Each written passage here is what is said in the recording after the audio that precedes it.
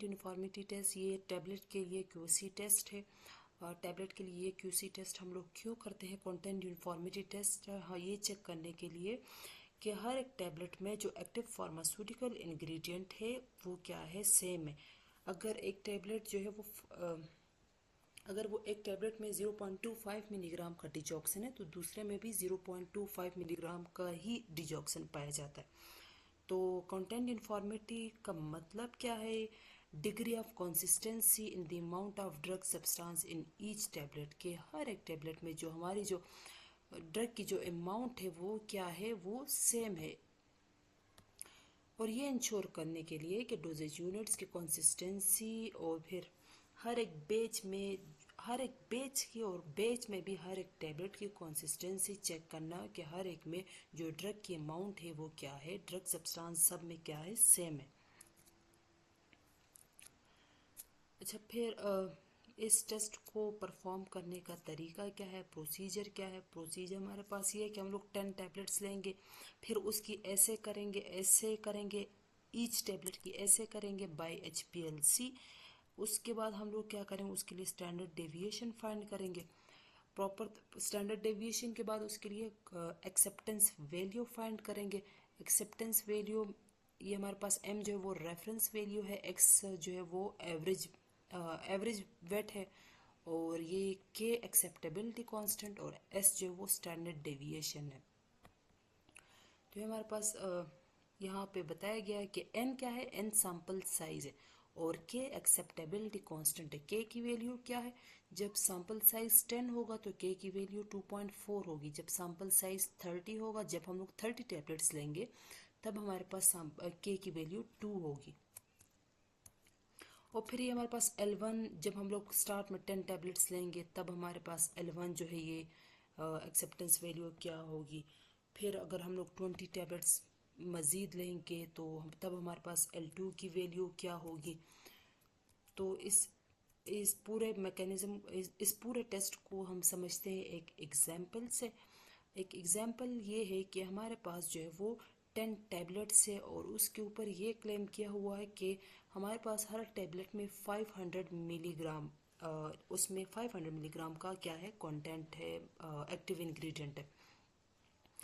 Each tablet पे ये claim है कि 10 टैबलेट्स है और हर एक पे ये क्लेम है कि उसमें 500 मिलीग्राम जो है वो हमारे पास जो है वो ड्रग जो है वो पाई जाती है। लेबल क्लेम 500 मिलीग्राम है। और यहाँ पे हमारे पास इंडिविजुअल कंटेंट का जो परसेंटेज लेबल क्लेम है वो ये है। हर एक टैबलेट का तो ये है, लेकिन लेबल क्लेम हमारे पास क्या है, 500 मिलीग्राम। अब हम लोग क्या करेंगे, इसमें कंटेंट यूनिफॉर्मिटी फाइंड करनी है। तो कंटेंट यूनिफॉर्मिटी हम लोग कैसे फाइंड करेंगे?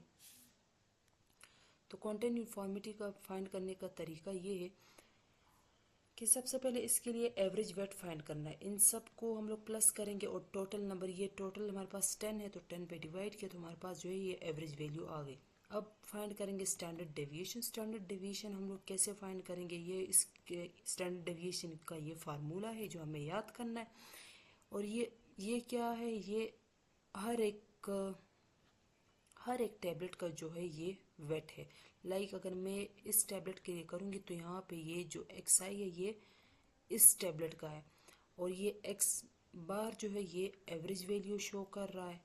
इन दोनों को इसमें से हम लोग इसको सब्सट्रैक्ट करेंगे।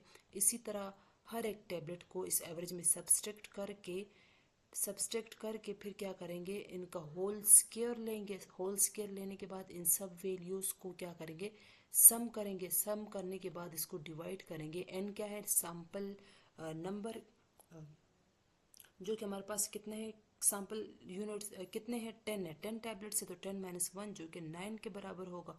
और फिर इस वैल्यू को 9 पे डिवाइड करेंगे और उसका अंडर रूट लेंगे तो हमारे पास स्टैंडर्ड डेविएशन आ जाएगा। यहाँ पे हमारे पास स्टैंडर्ड डेविएशन 3 आया है।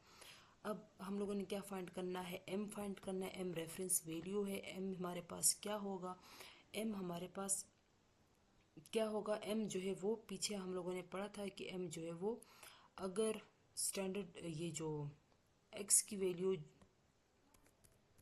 पीछे हम लोगों ने इसको एक टेबल से समझना है कि m की वैल्यू क्या है। अच्छा, ये इस टेबल एक्सेप्टेंस वैल्यू को हम लोग कैसे फाइंड करते हैं, m माइनस एक्स बार प्लस के एस। तो m को कैसे फाइंड करेंगे, रेफरेंस वैल्यू को हम लोग इस तरह से फाइंड करते हैं।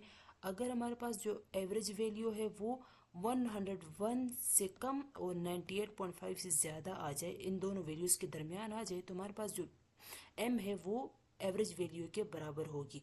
अगर हमारे पास जो एवरेज वैल्यू है वो 98.5 से अगर कम आई तो रेफरेंस वैल्यू जो है वो बराबर होगी 98.5% के।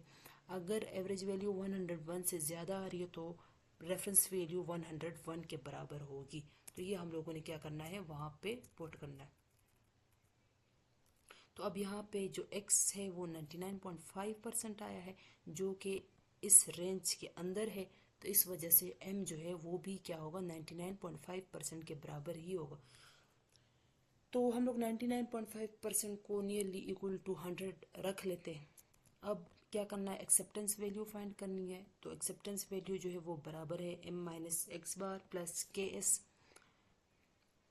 तो वैल्यूज पुट करनी है। रेफरेंस 100 के बराबर है, एक्स बार एवरेज वैल्यू 99.5 के, और के एक्सेप्टेबिलिटी कांस्टेंट जो है वो 2.2 है। जब सैम्पल साइज क्या हो 10 होगा तो ये क्या होगा 2.2 होगा, 2.2 या फिर 2.4 होगा। और स्टैंडर्ड डेविएशन हमारे पास 3.05 के बराबर है। तो कल कैलकुलेट करने के बाद हमारे पास 7.21 जो है एक्सेप्टेंस वैल्यू जो है वो आ जाएगी। अब ये जो वैल्यू है 7.21, ये तो 15 से कम है ना।